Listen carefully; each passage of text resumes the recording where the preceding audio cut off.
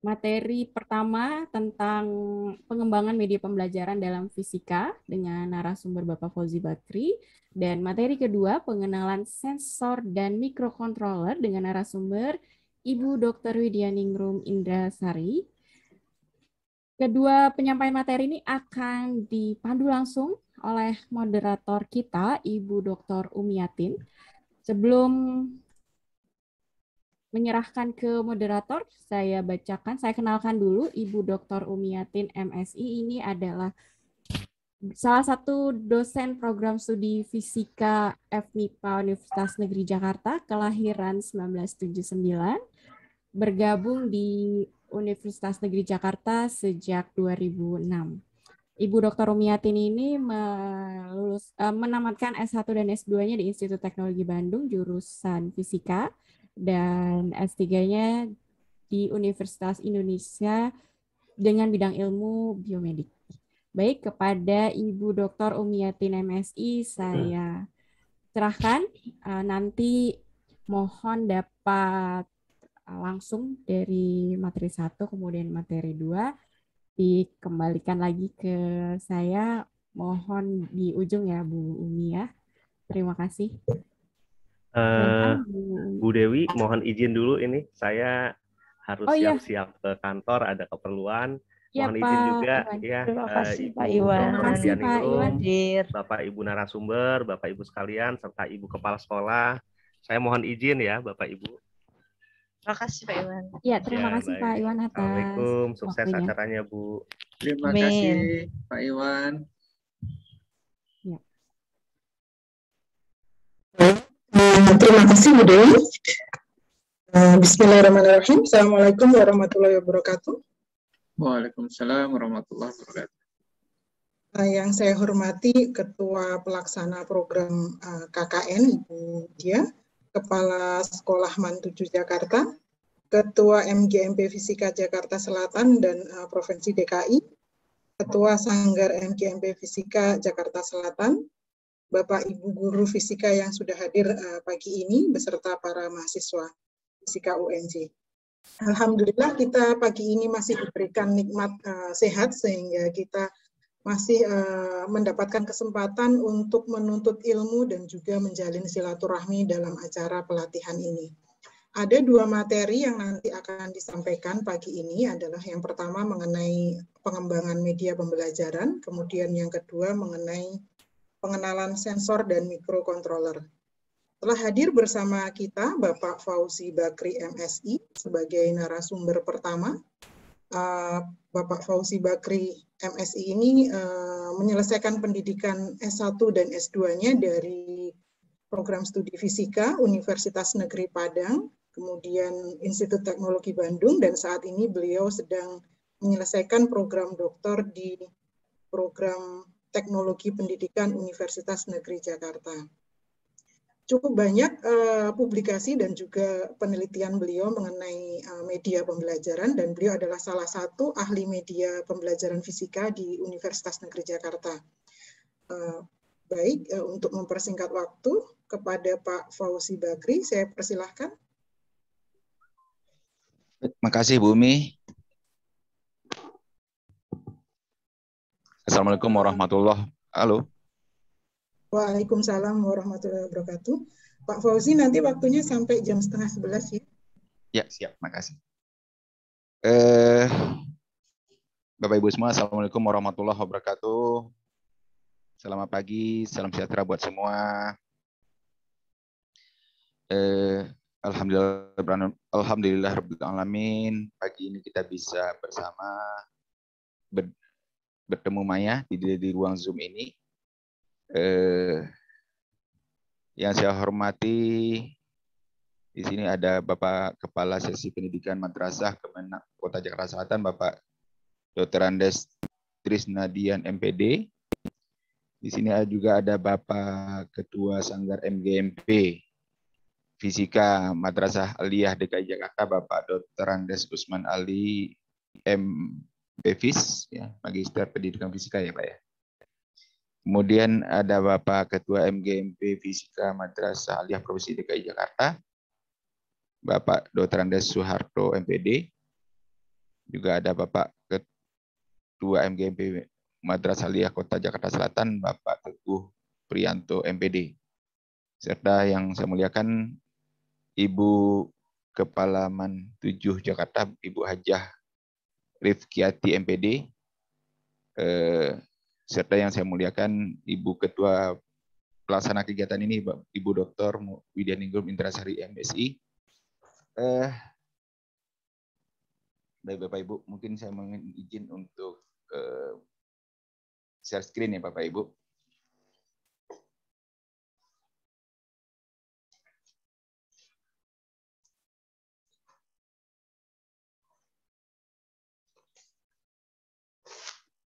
Baik, dalam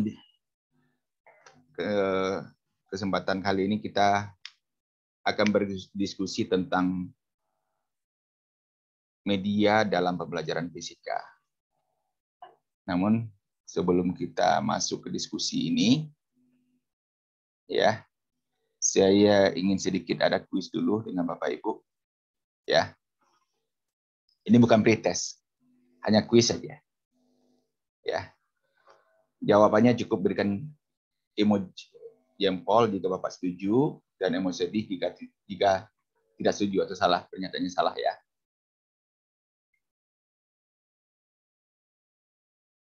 Yang pertama soalnya adalah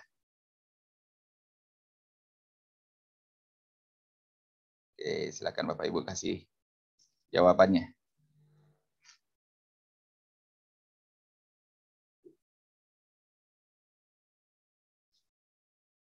Halo, suara saya masuk nggak ya? Masuk, Pak. Tapi kalau tidak ada respon ya. Halo Bapak Ibu. Apakah tujuan pembelajaran fisika adalah menjadikan peserta didik kita menjadi saintis? Saintis ya, maksudnya bukan saintis ya.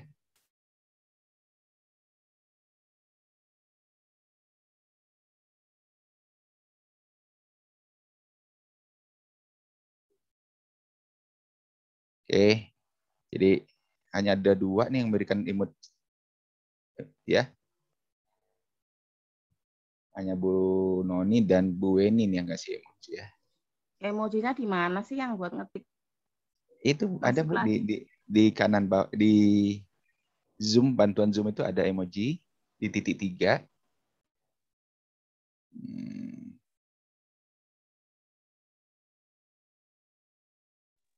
Ya, Oke. ya Pak. Oke, pertanyaan pertama udah ya.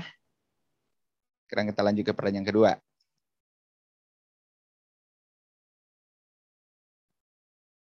Apakah tujuan pembelajaran fisika itu mengembangkan melatih kemampuan berpikir saintis peserta didik? Wah, salah ketik lagi.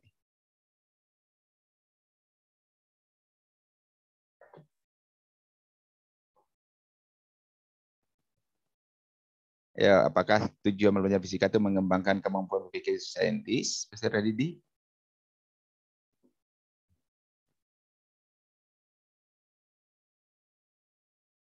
Wah, oke. Bu Widya, sepertinya peserta kita sedikit ya.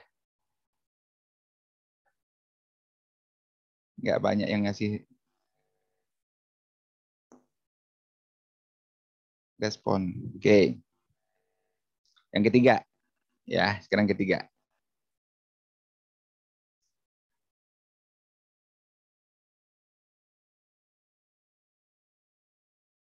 Apakah pemilihan media pembelajaran berdampak positif terhadap proses pembelajaran?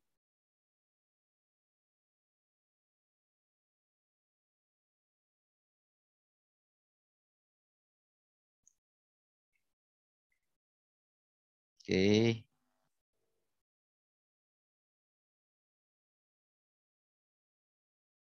Pak Untung ini jempol atau sedih nih Pak? Oke. Yang keempat, apakah menggunakan media pembelajaran mempengaruhi pola pikir peserta didik?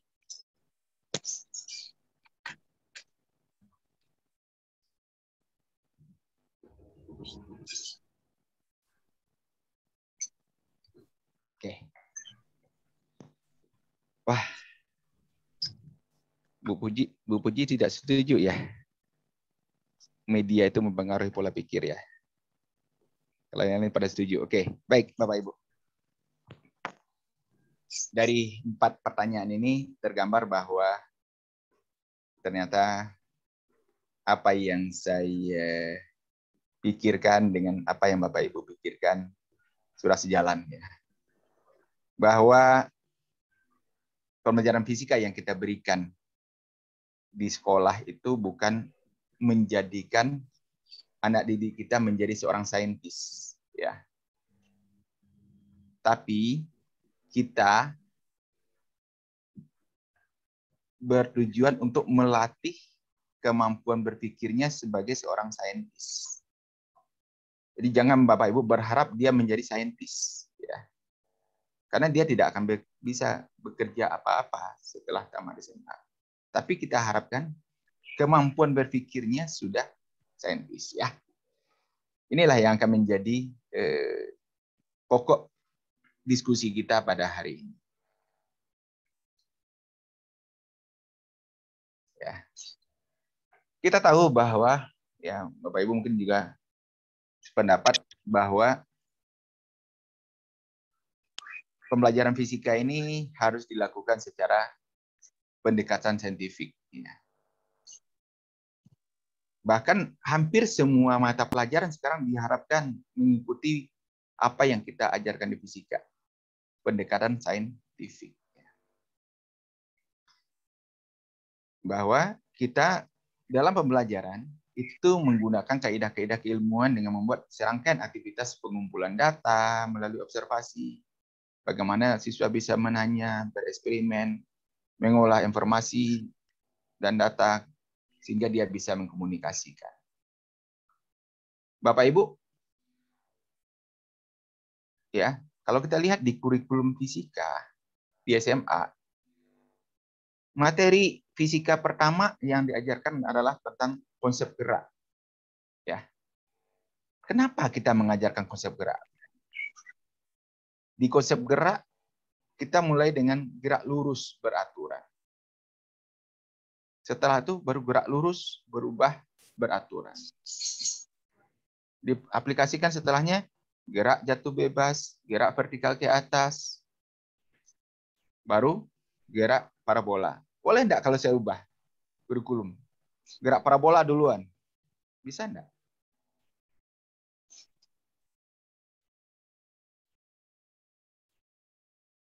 Bisa enggak kita ubah gerak parabola duluan, baru gerak lurus? Nggak bisa. Kenapa nggak bisa, Pak? Jadi nggak nyambung, Pak. Iya, Karena mau gerak bola harus ada gerak awal dulu, gerak dasarnya dulu. Bapak, oke. Terima kasih, Pak. Karena Bapak tidak menyalakan video sehingga saya tidak tahu, tidak muncul di atas yang Bapak siapa nih yang lagi memberikan tanggapan. Ya, Bapak Ibu. Kalau kita berikan gerak parabola dulu, itu tidak nyambung. Tapi yang saya tanya, apa ya yang saya akan menjadi pertanyaan saya selanjutnya adalah apa urgensinya, apa pentingnya kita mengajarkan gerak lurus dulu, bergerak lurus beberapa peraturan terhadap pola pikir Anda.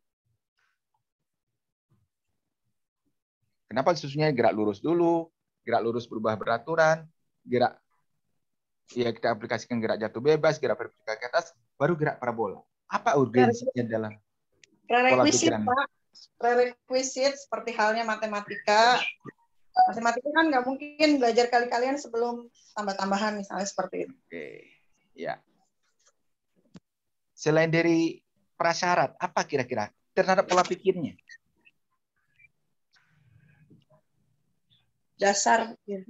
Dasarnya dulu Pak, base apa ya istilahnya? Basic urutan untuk menangkap keilmuannya kali ya. Oke. Ada yang lebih tepat lagi pendapatnya?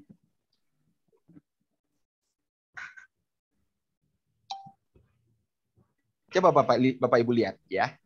Apa konsep yang kita ajarkan di gerak lurus? Apa variabel yang kita berikan? Gerak lurus. Apa itu gerak? Kalau gitu saya tanyakan Bapak Ibu. Apa itu gerak lurus? Nah, ini sering ada miskonsepsi. Apa itu gerak lurus? Gerak yang lintasannya lurus. Gerak yang lintasannya lurus ya. Mohon maaf Bapak Ibu. Jalan tol Simatupang itu lurus ya. Kira-kira dari Tanjung Barat sampai ke Lebak Bulus itu lurus ya. Lintasannya lurus kan itu. Apakah mobil yang di dalam tol itu bergerak lurus? Kadang dia belok kiri, kadang dia belok kanan kan. Artinya lintasan kecepatannya konstan. Kecepatannya konstan. Kecepatan yang konstan itu nanti apanya yang konstan, Pak? Arah atau besar? Percepatannya. Percepatannya konstan. Saya belum menanyakan gerak lurusnya beraturan atau tidak. Kita baru mulai dari gerak lurus dulu. Kalau itu tadi gerak yang selalu arahnya berupa garis lurus. Arah apa, Pak? Arah gerak. Arah geraknya. Oke. Kalau kita lihat bagaimana lintasan yang dibentuk oleh benda yang bergerak lurus.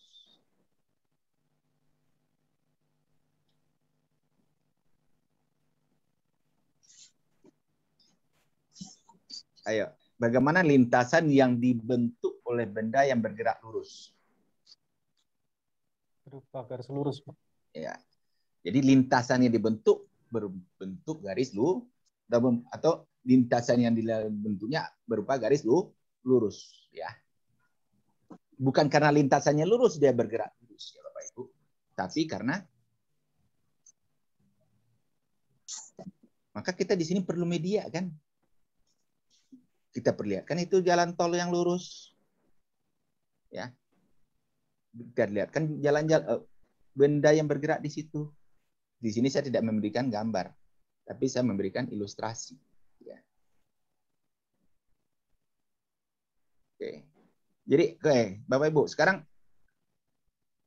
apa yang menyebabkan benda bergerak lurus?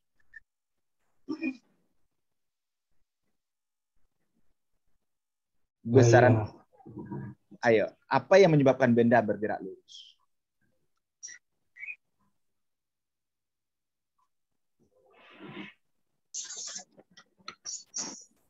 Ayo Bapak Ibu, materi kelas 1. Kelajuannya konstan, Pak. Apanya yang konstan, Pak? Kelajuannya. Apanya yang konstan? Besarnya. Kalau kelajuan besaran skalar loh ya. Iya, Pak. Apakah besar kelajuannya konstan itu menghasilkan gerak lurus?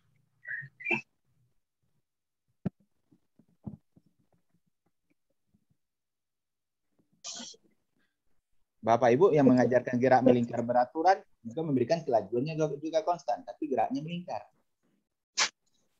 Ya. Kecepatannya Pak, gerak kecepatannya konstan dan arahnya tetap. Berarti yang kita ambil adalah gerak lurus dulu, Bu.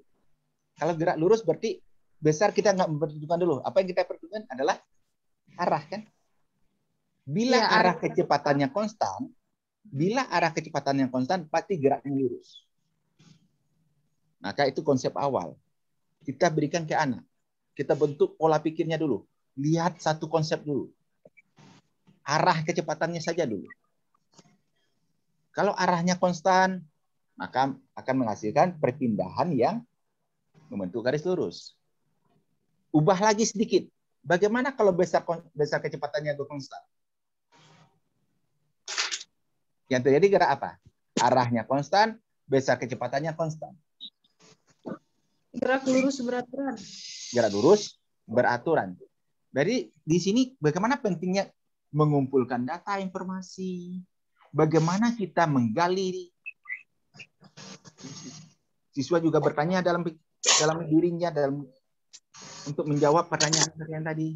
Bagaimana bereksperimen, ya. Mengolah informasi yang diberikan. Ya Bapak Ibu, ya, sehingga bisa siswa itu menyusun mengkomunikasikan sendiri konsep-konsep yang dipelajari. Ini yang kita harapkan dengan pelajaran scientific, ya. Oke. Jadi, Bapak Ibu, saya membatasi diskusi tentang konsep-konsep yang barusan ya, karena kita di sana sini tujuannya bukan ke konsep ya, tetapi ke media. Jadi, bagaimana di sini kita memerlukan informasi berupa media untuk membantu. Oke. Ini pendekatan saintifik. Berikutnya, bahwa dalam pendekatan saintifik itu yang kita harapkan apa? Siswa bisa melihat atau mengamati variabel-variabel yang kita berikan. Dia mengamati bagaimana perilaku variabel-variabel itu. Kita berikan. Apakah itu gerak lurus, gerak melengkung, gerak melingkar, dan seterusnya materi berikutnya. Kita berikan media. Dia amati medianya. Ya. Habis itu dia munculkan pertanyaan dari media itu. Artinya, coba anak itu dari pengamatan, dia dapatkan variabel-variabel, ya. Dari variabel tadi, dia hubungkan mana variabelnya yang terikat, variabel bebas, variabel terkontrol, ya. Contoh, di gerak lurus, ya, balik lagi ke gerak lurus. Gerak lurus beraturan. Ya. Siapakah variabel bebasnya?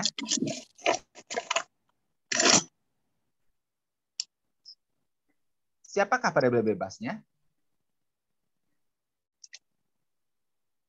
Ayo Bapak Ibu.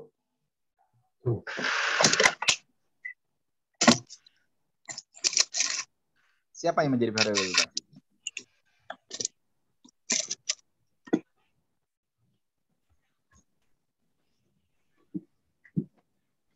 Ayo. Siapa yang menjadi variabel terikat? Siapa yang menjadi variabel kontrol? Ada berapa variabel di gerak lurus beraturan? Ada perpindahan, waktu, dan kecepatan, kan? Kecepatan. Nah, mana yang variabel bebas siapa? Di antara tiga ini. Kecepatan, waktu, atau perpindahan? Perpindahan. Yang bebas perpindahan, yang terikat kecepatan. Perpindahannya bebas. Kecepatannya terikat. Apakah kecepatan yang menentukan perpindahan atau perpindahan yang menentukan kecepatan? Perpindahan yang menentukan kecepatan. Perpindahan yang menentukan kecepatan. Ayo. Ya, karena kecepatan turunan dari perpindahan ds per dt, Pak. Oke, kalau di diferensial, iya. Kecepatan itu apa artinya? Jarak tempuh dalam satu satuan waktu. Makin besar jarak tempuhnya, perpindahannya makin besar, makin kecil. Tergantung waktunya, Pak. Berarti yang dikontrol siapa? Waktu, ya. Waktu. Ya. Maka yang bebas di situ adalah kecepatan.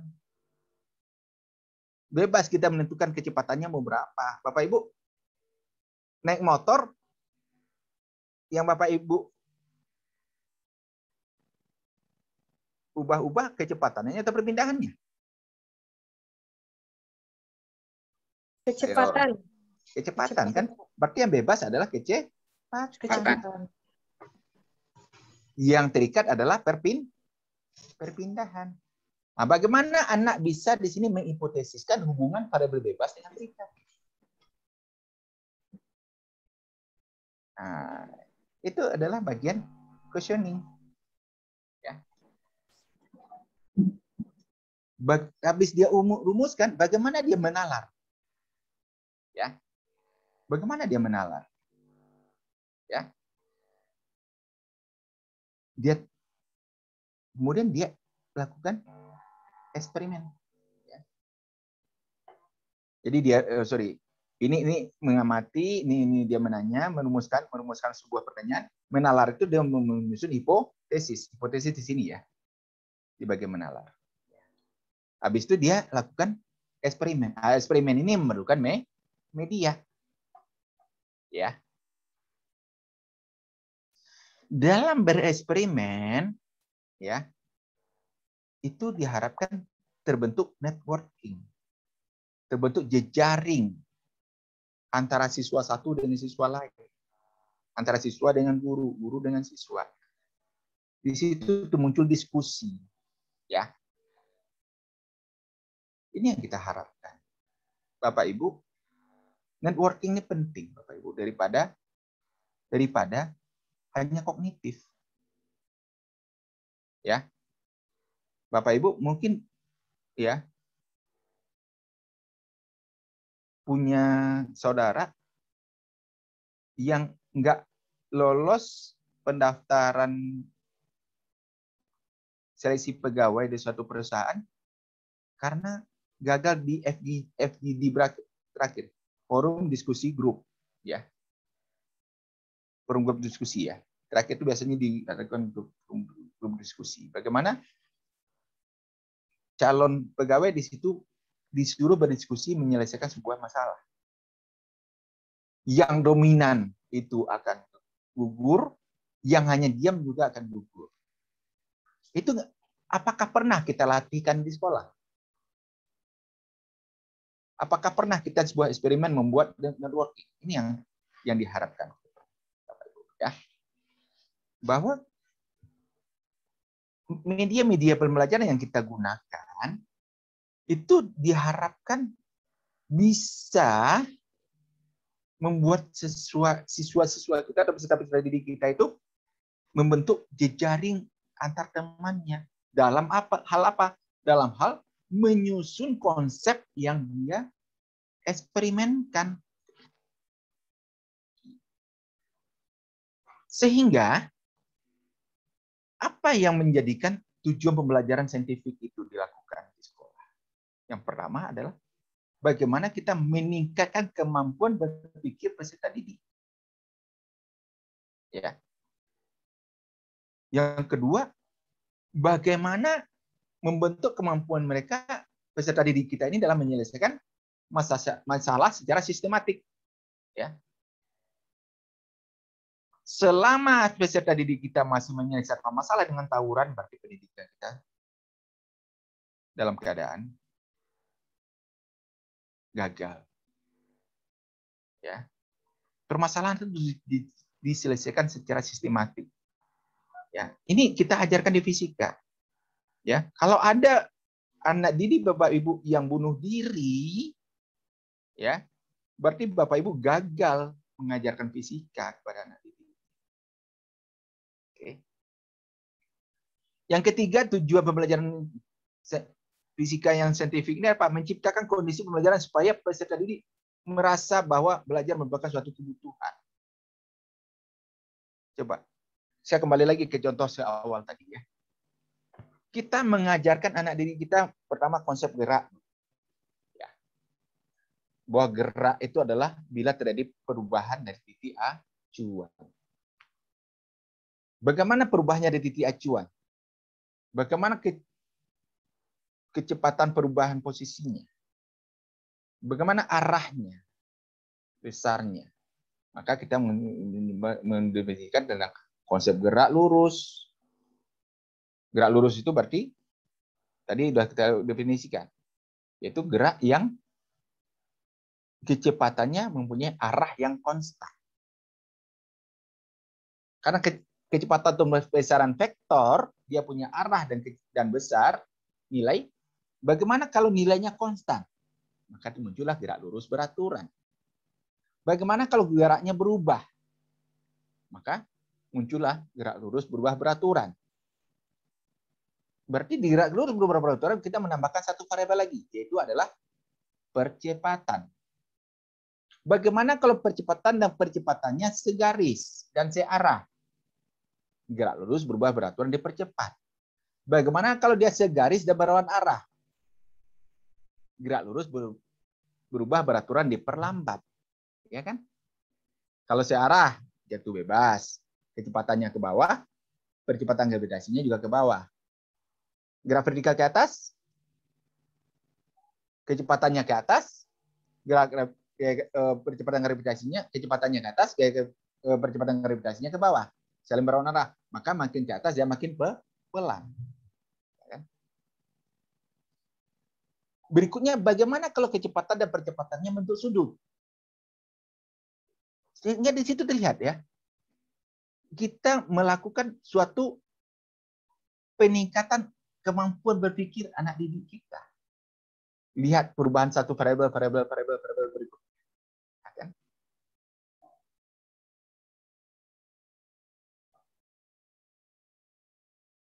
Oke. Yang keempat, tujuannya apa? Melatih peserta didik kita menemukan ide-ide. Ya. Yang kelima, meningkatkan hasil belajar peserta didik kita. Bagaimana hasilnya? Hasil belajar itu bukan hanya nilai, Bapak Ibu ya. Sikapnya, keterampilannya, kognitifnya. Ada 3. Bagaimana mengembangkan karakter peserta didik. Ya. Oke. Ini kita jangan lama-lama di pengantar sini ya. Sehingga Bapak Ibu juga ini pasti sudah memahami ya. Bagaimana prinsip pendekatan saintifik itu dalam pendidikan pelajaran fisika khususnya ya. Bagaimana kita pembelajaran itu harus berpusat pada siswa. Bapak Ibu ya. Bapak Ibu pasti mengajar lebih dari 1 kelas.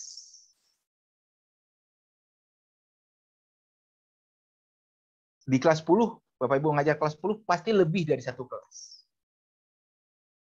Tapi apakah Bapak Ibu mempunyai RPP yang berbeda untuk kelas yang berbeda? Apakah Bapak Ibu mempunyai pendekatan berbeda di dalam satu kelas yang sama? Apakah di situ?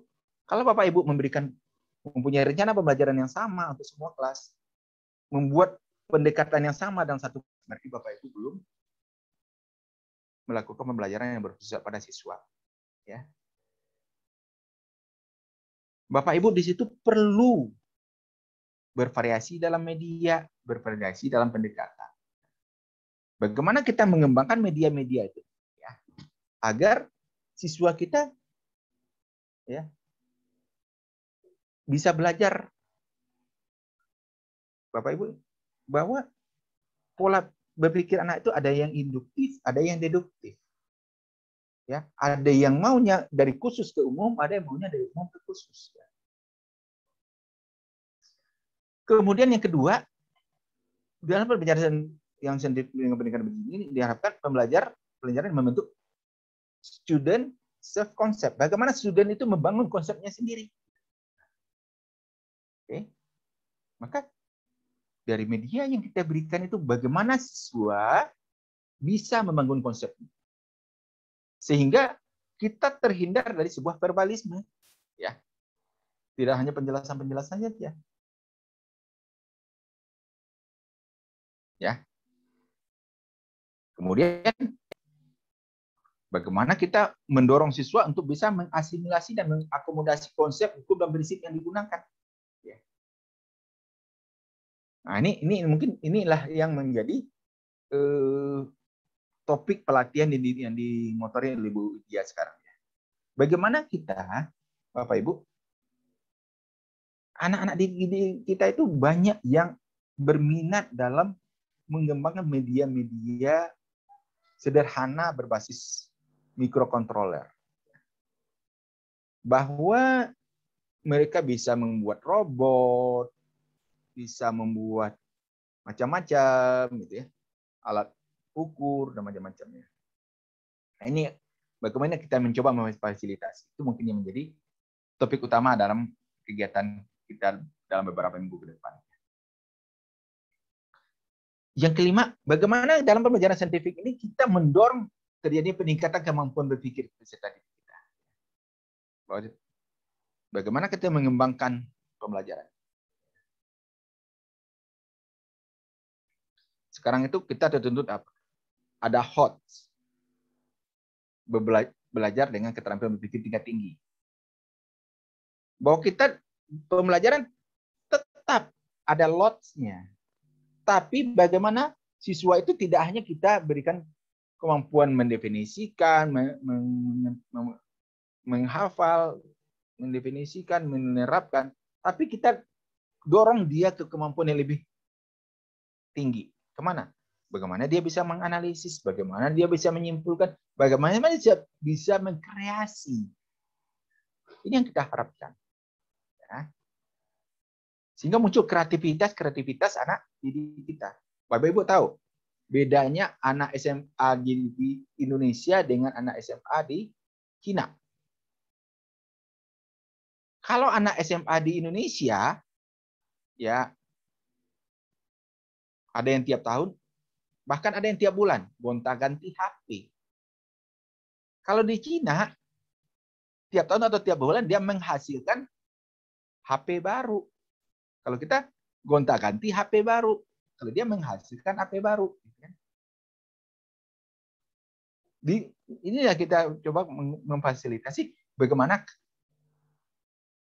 mengembangkan kemampuan berpikir tingkat tingginya sehingga memunculkan kreativitas anak didik kita.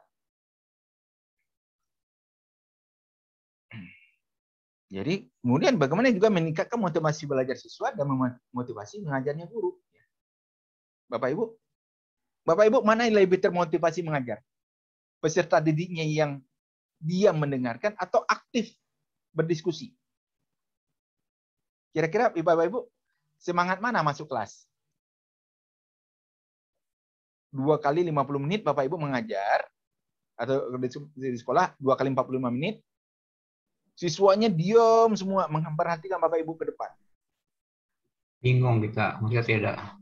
Bapak Ibu pasti bingung mengajarkannya ya. Iya. Tapi bagaimana kalau Bapak Ibu menghadapi siswa yang kritis? Bapak Ibu menjelaskan A, B, C, dia sudah nanyakan sampai ke E. Bapak baru menyarankan C. Dia sudah berpikir, wah, kalau seperti ini dampaknya gimana ya?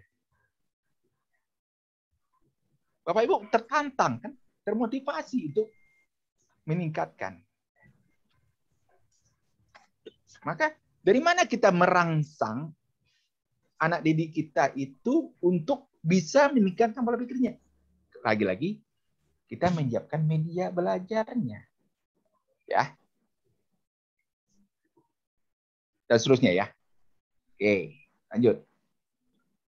Jadi bagaimana di sini kita memfasilitasi siswa belajar, ya. Dengan media itu kita bisa memfasilitasi siswa belajar. Dengan beberapa media yang kita bisa belajar dari berbagai sumber. Sehingga dia bisa menggunakan pendekatan ilmiah, ya. Bagaimana gitu peserta didik kita itu, ya. Dan yang terpenting sekarang itu, kenapa kita memunculkan ada KIKD, ya. Ya. Kompetensi inti, kompetensi dasar di kurikulum kita sekarang. Kurikulum kita kan tidak lagi menentukan silabus, kan. Silabus kan Bapak Ibu kembangkan sendiri. Ya. Tapi yang ditetapkan apa? Kompetensi. Kemampuan anak didik kita di mana? Maka bagaimana kita mengembangkan pembelajaran berbasis kompetensi itu? Inilah kembali lagi ke tayangan sebelumnya. Kalau berbasis kompetensi, maka Bapak Ibu, kelas yang berbeda, Bapak Ibu harus memberikan pendekatan yang berbeda, media yang berbeda, cara yang berbeda. Kenapa? Karena kemampuan anaknya berbeda-beda. Ya, kompetensi anaknya berbeda-beda. Ini yang akan kita kembangkan.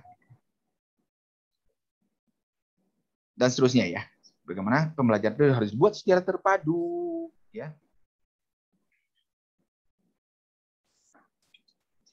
Bagaimana kita membuat bahwa dari sebuah kasus yang kita berikan, dari sebuah media yang kita berikan, anak bisa memberikan jawaban yang divergen.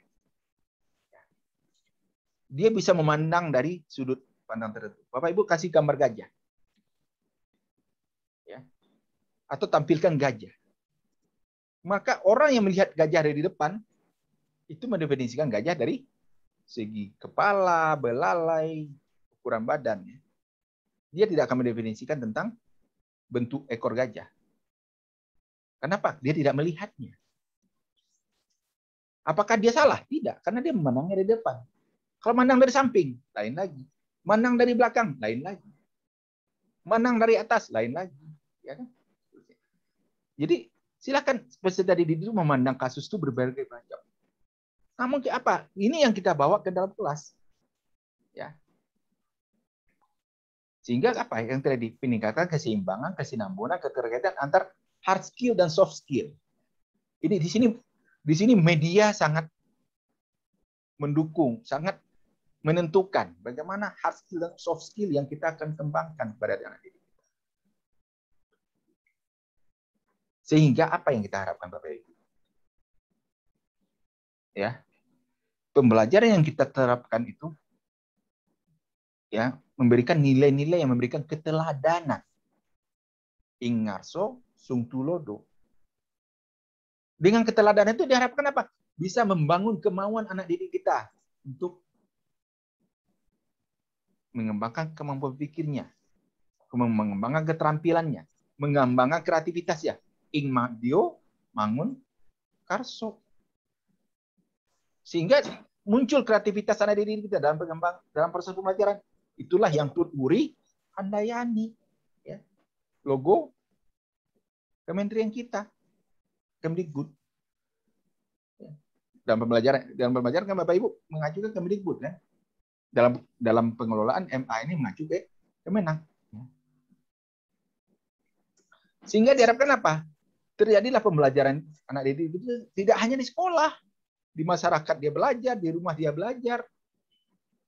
Di sekolah itu kita hanya bagaimana mengarahkan agar dia memanfaatkan belajarnya di rumah, belajar di masyarakat. Dan seterusnya. Oke. Sehingga Bapak Ibu, di sinilah. Ya. Sikap yang bagaimana kita membentuk sikap sehingga dia tahu dan mengapa. Bagaimana kita membentuk keterampilan sehingga dia tahu dan bagaimana. Dan bagaimana kita mengembangkan pengetahuannya sehingga tahu tentang apa. Sehingga hasil belajar yang kita harapkan bukan hanya nilai, bukan hanya angka. Ya.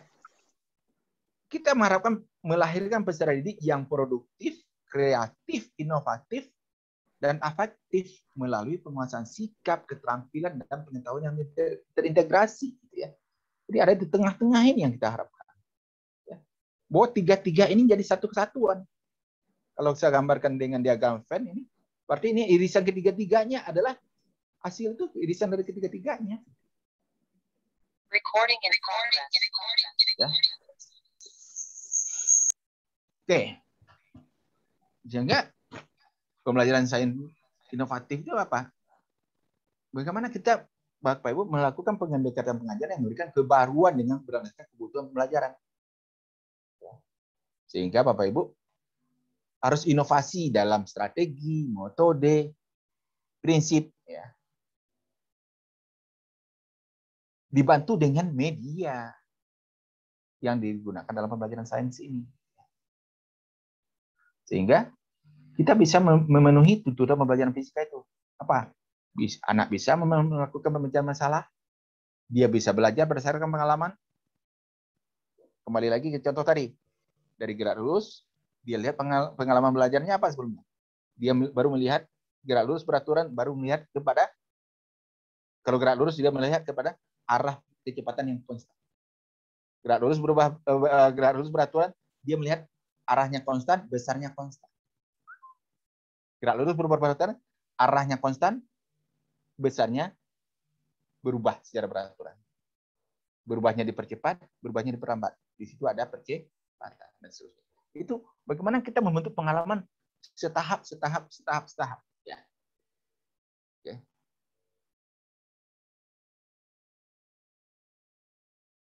Oke. Bapak Ibu dari MA mungkin ikut beberapa minggu yang lalu ya dalam diskusi kita yang difasilitasi oleh Kemenak Pusat ya. Di situ saya sudah memaparkan konsep mulai dari mekanika, gerak itu sampai ke 3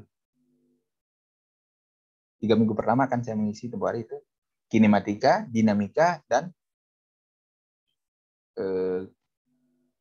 usaha energi. Bagaimana kesinambungan di situ? Ya. Saya yakin di antara Bapak Ibu pasti ada yang ikut. Ya. Oke. Bagaimana di sini terjadi pembelajaran berbasis individu dan kerjasama? Ini yang kita harap. Ini tuntutan pembelajaran yang diarahkan oleh Kementerian oleh kurikulum yang kita kembangkan sekarang. Dan ini penjelasannya saya tidak panjang-panjang ya. Berdasarkan pengalaman seperti apa, di sini sudah ada penjelasannya. Sehingga nilai-nilai pembelajaran sains fisika itu apa? Menghasilkan kecakapan cara berpikir, bekerja menurut langkah-langkah yang teratur. Ya. Oke. Ini mungkin yang menjadi materi kita di minggu keempat nanti ya. Bagaimana kita membuat LKPD dari sebuah.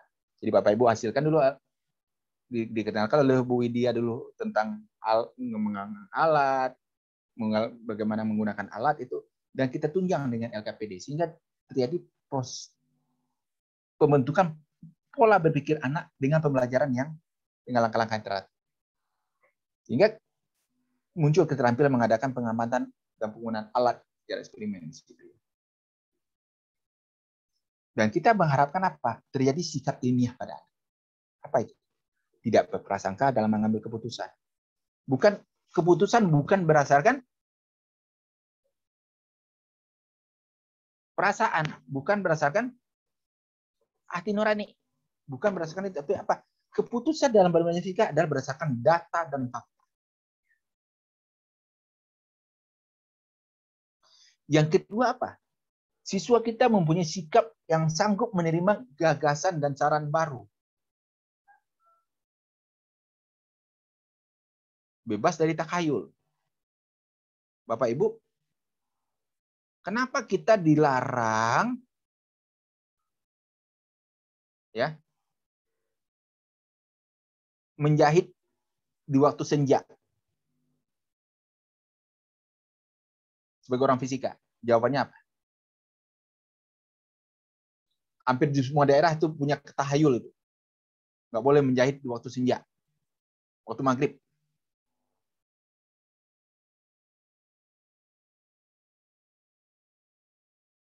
Ayo. Apa kira-kira?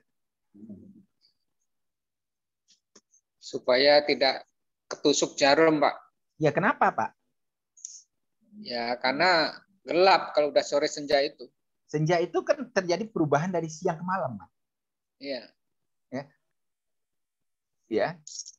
Bahwa mata kita, cahaya matahari yang muncul itu panjang gelombangnya bagaimana? Ya. Kita amati, suruh anak mengamati. Panjang gelombang. Makin kayak itu panjang gelombangnya. Kemudian di situ, apalagi di maghrib itu kan di saat matahari mulai tenggelam. Coba Bapak Ibu masuk dari ruang terang ke ruang gelap.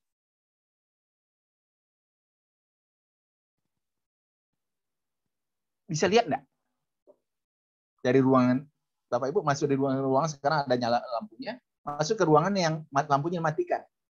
Sampai di dalam bisa melihat enggak?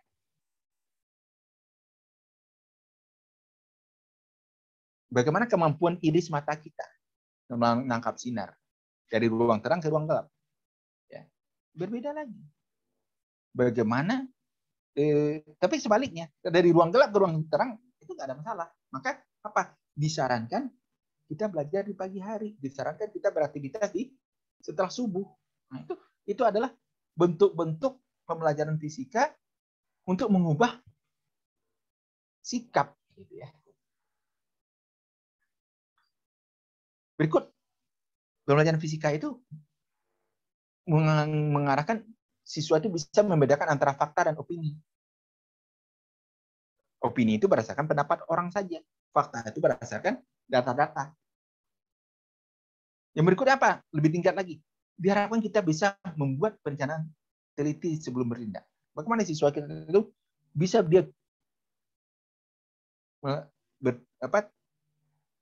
mempertimbangkan apa yang akan dia ambil sebelum dia lakukan keputusan. Itulah pentingnya langkah tadi kan. Dia membuat rumusan masalah dulu, dia amati dulu, dia buat rumus masalah, dia hipotesis, baru dia lakukan eksperimen, baru dia simpulkan, baru dia ambil kesimpulan. Sehingga dia ingin tahu apa, bagaimana, dan mengapa itu terjadi semua. Dan diharapkan di akhirnya apa?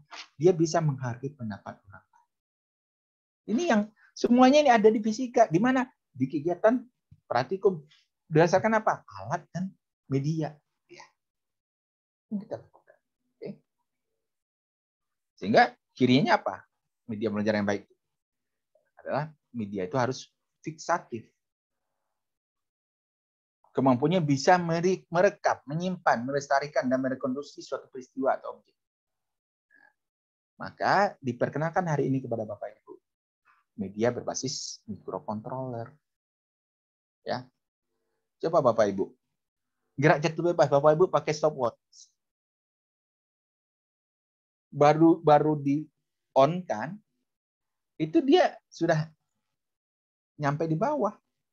Sehingga waktu yang dicatat, waktu ini dapat di stopwatch, itu pasti sangat beragam. Nggak terukur secara tepat.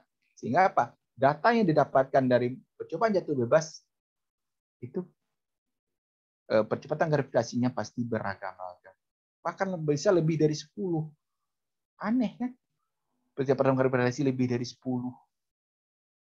Ya. Kemudian kedua, media itu mempunyai ciri manipulatif. Bagaimana media kita itu bisa mentransformasi suatu kejadian atau objek yang dimungkinkan karena media itu memiliki ya ciri manipulatif ya.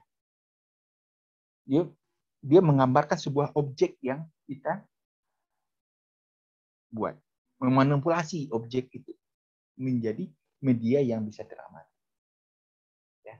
Bapak Ibu membuat media gambar mata. Itu bukan mata beneran kan? Gambar mata. Tapi dengan gambar mata itu seolah-olah anak bisa menggambarkan mana yang iris, mana yang pupil, mana yang kornea, mana yang lensa, mana yang macam-macam ya. Coba kalau mata itu dibuka, dikeluarkan, bisa nggak dilihat? Irisnya yang mana? Korneanya yang mana? Tidak kan? Nah, kita manipulatif media kita.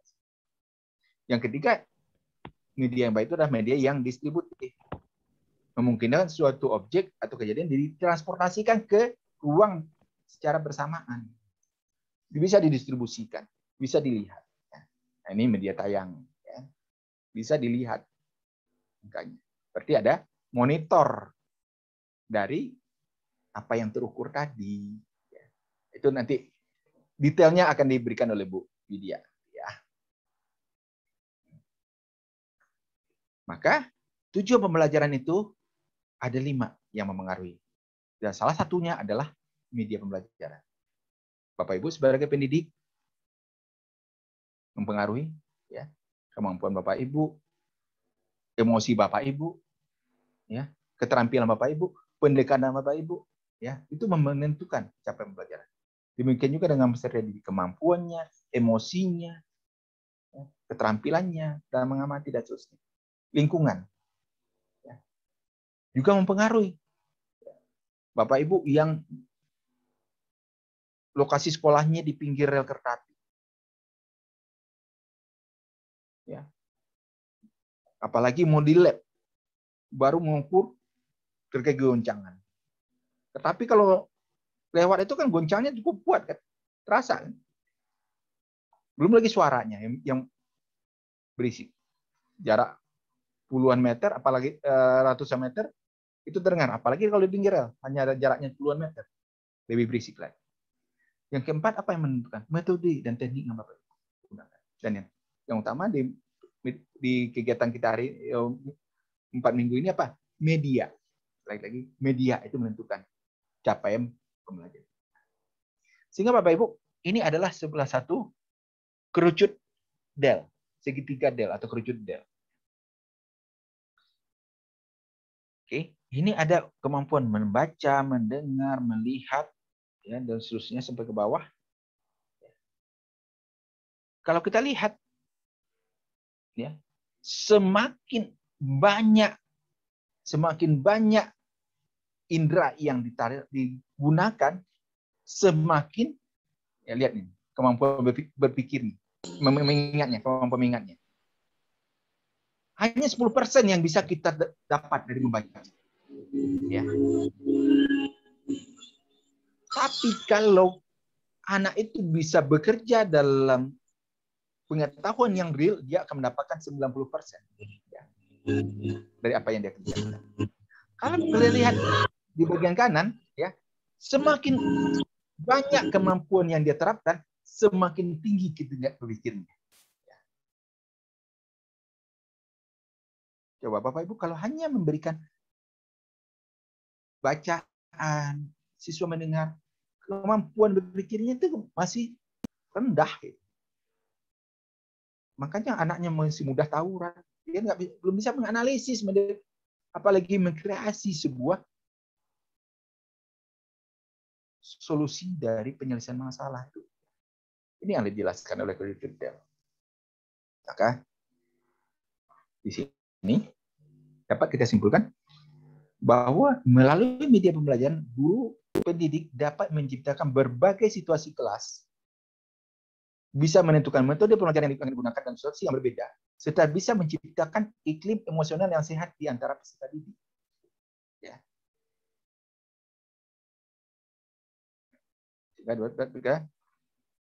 Lihat bagaimana kegunaan media dalam pembelajaran. Yang pertama, bisa memperjelas penyajian pesan supaya tidak terlalu verbalitas. Dapat mengatasi keterbatasan ruang, waktu, dan daya indera siswa. Yang ketiga, media yang tepat dan berbasis dapat mengurangi sikap pasif. Akan menimbulkan motivasi, memungkinkan peserta didik untuk berinteraksi. Kemudian media dapat mengatasi latar belakangnya dan pengalaman yang berbeda di antara peserta didik. Dan yang terpenting, yang keenam nih, media itu diharapkan dapat merangsang kreativitas dan inovasi peserta didik. Inilah ya, moga-moga Bapak Ibu akan diperkenalkan sekarang dengan sensor, ya. Banyak macam-macam. Saya hanya ini di bagian ini hanya memperkenalkan salah satu sensor aja. Yaitu ada sensor modul untuk waktu, ya. Pencacah waktu. Ya, ini sudah disiapkan. Bapak Ibu yang kuliahnya angkatan sebelum 90-an, ya, kita masih berpikir dulu untuk membuat sebuah media, kita ambil PCB, kita gambarkan, ubah bentuk rangkaian menjadi sirkuit, kita larutkan PCB dalam ferriklorid sehingga ya terbentuklah rangkaian. Baru kita pasangkan satu persatu komponen elektronikanya. Itu dulu, Bapak. Sekarang apa? Sudah ada, ya.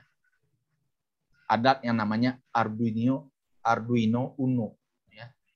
Ini sudah disiapkan perangkat-perangkatnya di sini. Tinggal dipasangkan sensor, dipasangkan komponen-komponen yang mendukung. Sehingga bisa dibikin robot, bisa dibikin alat ukur, bisa dibikin macam-macam. Ini detailnya nanti jangan tanya ke saya. Ini bagiannya Bu Widya. Mungkin minggu depan ya Bu Widya ya. Bapak Ibu, sehingga apa? Bapak Ibu lihat, alat yang sama ini bisa kita pakai. Ini adalah alat berbasis sensor ya. Sensornya adalah sensor cahaya di sini. Ya. Untuk gerak jatuh bebas, kita bisa pakai alat ini juga, ya, mengukur waktunya. Untuk ayunan bisa kita pakai alat itu juga. Mau berapa ayunan, waktu berapa ayunan bisa kita atur lagi. Ya, bandul. Bandul matematis, bandul fisika, itu bisa kita gunakan alat ukur berbasis sensor juga. Ini ada sensor di sini. Bapak Ibu mau 10 ayunan. Apalagi kalau 100 ayunan. Bapak Ibu pakai stopwatch. Kalau 100 ayunan berapa waktunya? Mungkin sampai 25 ragu ulang lagi. Apa kan 10 Bu? Udah 10 apa belum ya? Tapi di sini bisa. Kita 10 ayunan. Jadi tepat di ayunan 10 dia berhenti, dia munculkan. Atau Bapak Ibu mau main inersia. Nah, kita bisa juga tentukan di sini. Itu berapa? Ya. Berapa ayunan dia baru berhenti? Berapa waktunya? Ya. Macam-macam di sini ya. Bahkan kita bisa juga untuk gerak jatuh bebas tadi, kita bisa menentukan di sini 2 gerbang waktu untuk mengubah gerak jatuh bebas menjadi hukum kekekalan energi mekanik. Bisa kita gunakan alat yang sama. Ukur ketinggiannya, berapa sampai di sini berapa waktunya sehingga kita dapatkan kecepatannya, sampai sini ada berapa waktunya sehingga dapat kecepatannya. Bisa ditampilkan 2 waktu di sini walaupun layarnya 1. Waktu pertama berapa, waktu kedua berapa. Bisa dilihat di layarnya. Ya. Macam-macam. Oke. Bapak Ibu, ini kira-kira diskusi kita hari ini bahwa banyak media-media yang sudah jadi yang berbasis sensor dan bagaimana kita bisa mengembangkan media-media baru yang berbasis sensor yang bisa merangsang pola pikir anak didik kita, kreativitas anak didik kita. Ya. Baik Bapak Ibu, itu mungkin paparan saya hari ini. Waktunya pas jam 10.18, saya kembalikan ke Bu Umi. Baik, terima kasih Pak Fauzi atas paparannya mengenai pengembangan media pembelajaran fisika. Saya rasa tidak hanya Bapak Ibu guru saja yang belajar, saya juga belajar tadi karena ya, kalau dibilang saya bukan orang pendidikan ya, saya orang yang, kalau Pak Fauzi kan orang terdidik, saya tidak terdidik karena tidak pernah mengambil bidang pendidikan. Tapi saya ya bolehlah bilang saya sedikit berilmu, gitu ya. Baik, penting sekali ya tadi bahwa mengembangkan media pembelajaran yang inovatif itu karena apa? Karena saya kebetulan punya anak yang masih SMP dan juga SMA yang belajar IPA, dan saya rasa anak-anak milenial ini memang perlu pendekatan yang khusus karena apa? Karena mereka punya banyak kelebihan dibandingkan kita guru-guru zaman dulu gitu ya, sehingga perlu pendekatan, perlu media-media yang inovatif agar tadi kita bisa menghasilkan peserta didik itu nantinya mampu memiliki keterampilan dan juga pemikiran yang saintifik, seperti itu kira-kira kalau saya simpulkan tadi. Baik Bapak Ibu, silahkan kita buka sesi diskusi. Ada penanya, mungkin tidak kali ya, silahkan.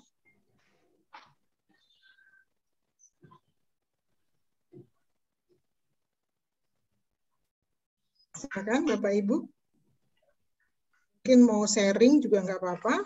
Seperti apa kendalanya selama belajar PJJ ini, kan banyak sekali keterbatasannya, sehingga tadi kan tahapan-tahapan saintifik itu mungkin tidak bisa dicapai.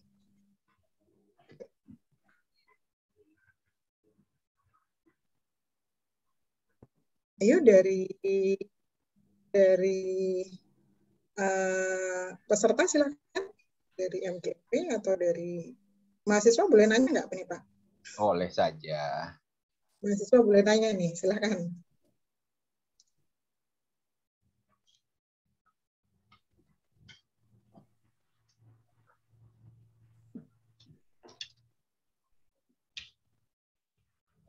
Kalau nggak ada yang nanya, saya tunjuk ya.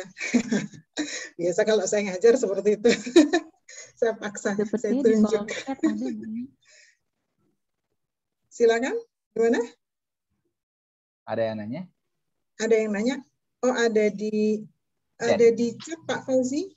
Di kolom Saya chat tidak sepertinya. baca. Di kolom chat ada dari Kolom chat yang pertama dari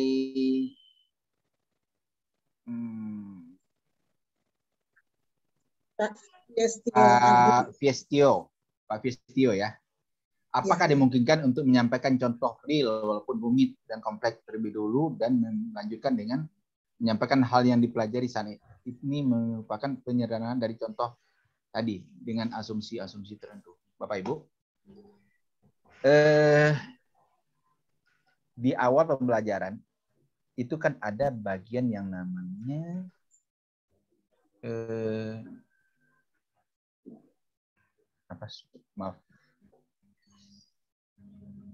apersepsi ya. Apersepsi. Apersepsi itu apa Bapak Ibu? Apa Bapak Ibu sampaikan di waktu apersepsi? Memberikan contoh-contoh yang sudah. Contoh-contoh yang sudah. Oke, apa lagi Bapak Ibu?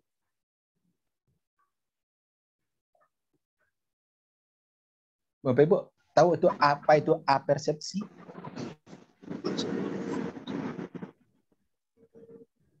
Adalah persepsi awal, ya. Persepsi awal itu bisa kita berikan untuk menyambungkan pemikiran anak ke pemikiran anak, ya. Yang akan kita ajarkan ke pemikiran yang ada pada diri anak. Yang kedua juga bisa berfungsi sebagai motivasi. Sehingga Bapak Ibu di apersepsi bisa saja menampilkan contoh aplikasi teknologi. Bapak Ibu bisa mencontohkan seperti apa penerapan konsep yang akan kita pelajari di masyarakat. Bisa juga diterapkan di bagian apersepsi. Sehingga apa? Kira-kira anak yang terangsang untuk mengetahui apa yang kita sampaikan itu, dia akan lebih serius atau tidak dalam belajar? Lebih serius. Lebih serius kan? Nah, di situ Pak. Jadi boleh saja ya. Ya Pak Agung ya. Boleh aja Pak Agung. Jadi kita boleh menyebutkan contohnya rumit, boleh. Jangan Bapak Ibu mengasih dengan pertanyaan yang rumit. Ya. Jadi kita jangan di pembelajaran itu kita memperlihatkan kepintaran kita. Gitu. Tapi yang kita apa? Bagaimana menarikan pembelajaran kita itu kepada anak. Anak mendapatkan merasa tertarik dengan apa yang akan kita ajarkan. Jangan Bapak Ibu masuk kasih soal depan sehingga anak mulai nggak bisa jawab. Habis itu Bapak Ibu berikan jawabannya dengan gampangnya di depan. Dan diakhiri dengan marah-marah. Ini aja nggak bisa jawab. Itu apa yang terjadi? Peserta didik kita bukan menghargai kita. Dia makin takut. Bahkan saking takutnya apa? Doanya kepada diri kita bukan yang baik-baik. Moga-moga hari ini nggak ada masalah belajar fisika. Moga-moga mobil Bapak Ibu mogok di jalan. Macam-macam lah didoakan. Supaya dia ada belajar fisika. Tapi kalau dia tertarik dengan pelajaran kita apa? Kalau kita nggak masuk, waduh dia sedih. Dia doakan semoga kalau kita sakit cepat sehat karena dia kangen. Ya. Kalau kita ada kesulitan, dimudahkan urusan kita. Bayangkan banyak yang mendoakan yang baik ya. Semoga kita salah satunya diijabah Allah kan. Ya, oke itu Bapak Ibu ya. Jadi contoh yang kompleks boleh, tapi bukan contoh yang menakutkan. Artinya kasih soal, habis kasih soal kasih jawabannya, kasih soal yang tidak bisa dijawab anak, kemudian dikasih jawabannya, ya Bapak Ibu kan sudah tahu soalnya seperti apa, bisa jawab. Ya kan? Habis itu diakhiri dengan marah-marah. Itu jangan sampai ya. Oke, berikutnya itu aja pertanyaan Bu Bumi, cuma satu. Berikutnya suruh ngisi daftar hadir lagi. Ya. Hanya dari Pak Agung nih yang tanya satu ya.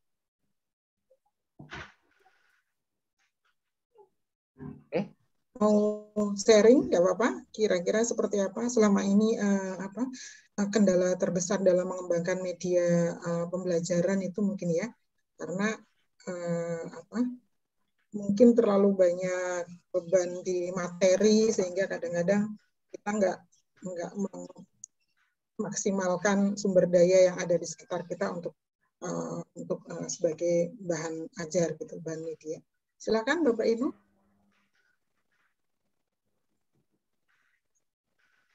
Assalamualaikum Pak Oji. Waalaikumsalam Pak. Ya, silakan Pak. Ini pengalaman saya aja selama mengajar di sekolah ya. Saya kan kebetulan ngajar kelas 12. Ya, jadi kan pola pikirnya udah berbeda dengan kelas 10 dan kelas 11 ya. Ya, benar. Jadi saya banyak kendala saat saya berinteraksi dengan anak. Saya udah coba berbagai cara, misalkan dengan PowerPoint yang pakai kelas point, pakai quizzes, pakai Quiver, pakai Zoom, ya pakai GCR, saya coba semua ya. Tapi begitu saya uji coba atau hasil tesnya itu tidak memuaskan yang saya inginkan gitu loh. Padahal saya udah berbagai cara media yang saya gunakan gitu loh. Tapi hasilnya ada saja nilai yang tertinggi, nilai yang terendah. Mungkin kalau saya sebagai guru nggak tercapai ya target saya, itu nggak sampai 70%, nilainya di atas 75. Nah, karena bagaimana trik saya supaya anak itu memahami apa yang saya ajarkan, padahal saya sudah pakai berbagai media yang saya berikan, Pak Fauzi. Terima kasih. Baik. Saya tanya balik, Pak. Kira-kira dominan mana anak di dalam kelas itu berpikirnya induktif atau deduktif? Induktif, Pak. Induktif. Kalau induktif, Bapak mengajarkan dari mana ke mana? Media Bapak sesuai nggak itu anak induktif? Ya. Anak yang berpikir khusus ke umum, diajarkan umum ke khusus, dia tidak akan nyambung. Dan sebaliknya, anak yang berpikir khusus, umum ke khusus, kita ajarkan dari konsep khusus ke umum, tidak akan nyambung. Ada anak yang perlu dimotivasi di awal dengan aplikasi konsepnya. Ada anak yang perlu dimotivasi di awal dengan diskusi tentang konsep pelajaran terkait. Itu beda-beda, Pak. Jadi kita memilih media itu bukan dilihat dari keberagamannya, tapi dilihat dari kebutuhan anaknya. Ya, kembali lagi bahwa kita harus melakukan pembelajaran yang berpusat ke siswa, ke peserta didik, bukan ke pembelajaran yang kita mau. Ya Pak Untung ya? Iya Pak. Gimana kita, Bapak mengembangkan media, menggunakan media. Ya. Contohnya saya ya, saya dengan pembelajaran online ini, saya coba. Kita coba dulu berbagai macam cara, kira-kira mana yang efektif. Saya coba dulu awalnya Zoom full. Habis itu coba lagi, kasih medianya dulu, kasih PowerPoint-nya dulu ke anak-anak, kasih bukunya. Baru masuk Zoom. Habis itu ternyata apa? Permasalahannya tidak semua wilayah itu didukung dengan internet yang stabil. Jangankan siswa, internet saya juga kadang-kadang tidak stabil. Ini hari ini karena stabil karena saya pakai internet hotel. Jadi Bapak Ibu, saya kebetulan hari ini ada di Bandung, ya. Dan lagi pelatihan tentang hot literasi, ya mungkin nanti kita akan berbagi hasil pelatihan ini. Artinya apa? Bahwa kita harus mendevelopment juga media-media kita itu terkait dengan. Maka sekarang apa yang saya lakukan, Bapak Ibu? Saya membuat rekaman dalam bentuk video. Apa yang saya paparkan? Kasih PowerPoint-nya, kasih sumber-sumbernya, kasih rekamannya dulu. Dia bisa ulang-ulang kan, melihat apa yang kita tayangkan. Sehingga apa? nanti waktu Zoom online, kita tanya terkait dengan konsep yang kita ajarkan. Dia sudah lihat PowerPoint kita, sudah lihat tayangan kita, penjelasan kita tentang itu, sudah lihat contoh-contoh yang kita berikan. Kemudian waktu untuk interaksinya juga tidak kan? Kita sediakan mungkin harusnya 2 kali 45 menit, ya mungkin kita cukup 30 menit aja Zoom-nya. Diskusi, ya kan? Sehingga apa? Nah, kemudian apa lagi? Kembangkan lagi. Ya. Itu Pak, kira-kira. Jadi Bapak sudah menggunakan beberapa media, bagus. Nah sekarang seperti apa media yang dibutuhkan? Bapak temukan dari beberapa macam yang kita gunakan tadi, mana yang kita butuh, yang mana yang dibutuhkan anak. Ya. Oke, Bantung. Ya, mungkin ini saya udah coba pakai media Gboard ya sama PowerPoint. Jadi pakai Pentab juga saya. Jadi saya menerangkan membahas soal ya atau teori ya. Saya coba soalnya saya menulis papan tulis. Nah, ternyata ada perubahan setelah saya coba seperti itu Pak Fauzi. Jadi setelah saya coba begitu, anak memahami. Oh, ternyata anak ini diperlukan suatu pemahaman kalau gurunya itu seolah-olah berada di kelas menerangkan di papan tulis. Saya buat itu mencari Pentab ya, untuk membantu anak itu ada interaksi. Ya. Setelah saya mengajarkan, saya menerangkan rumus-rumus fisika, bahwa fisika, anak berinteraksi, akhirnya ada perubahan tuh Pak Fauzi. Dan hasil coret-coretan itu nanti akan saya kirimkan lagi ke anak itu. Itu pengalaman saya sekarang ini yang saya lakukan kelas 12 ini. Bisa saja Bapak pakai fasilitas Zoom, rekam. Iya. Rekam, Bapak masukkan rekaman video tadi ke Google Drive, Bapak kasih linknya ke anak-anak. Sehingga dia bisa download ulang. Ya, terima kasih Pak Fauzi. Ya, oke Pak Untung. Semoga lebih beruntung lagi Pak. Ya, terima kasih Pak. Baik, Bu Umi, udah 10.33. Apakah Baik, bisa? terima kasih Pak Fauzi, Bapak Ibu yang lain. Kita lanjutkan ke paparan kedua. Oke. Baik, Bapak Ibu. Berarti sudah selesai Bu Umi ya? Boleh saya tutup ya? Sudah Pak Fauzi, terima kasih. Oke, Bapak Ibu, terima kasih atas waktu yang Bapak Ibu sediakan untuk mendengarkan paparan tadi. Mohon maaf bila selama paparan tadi ada yang kurang berkenan, ya. Semoga Bapak Ibu bisa menerima ide-ide yang menurut Bapak Ibu baik, ya. Kemudian kalau ada ide-ide yang perlu didiskusikan, mungkin nanti akan ada fasilitas yang disediakan Bu Widya di LMS, ya. Paparan tadi mungkin PowerPoint-nya akan ditempatkan di situ, rekaman videonya ditempatkan di situ, sehingga kita bisa berdiskusi lebih lanjut. Kemudian saya mohon maaf Bapak Ibu, setelah ini saya mohon izin meninggalkan ruang Zoom, karena sekarang saya lagi ada pelatihan hot literasi di Bandung yang dilakukan oleh Kementerian, sehingga saya harus kembali ke ruang meeting, ya. Jadi mohon izin Bu Widya dan teman-teman semua. Assalamualaikum warahmatullahi wabarakatuh.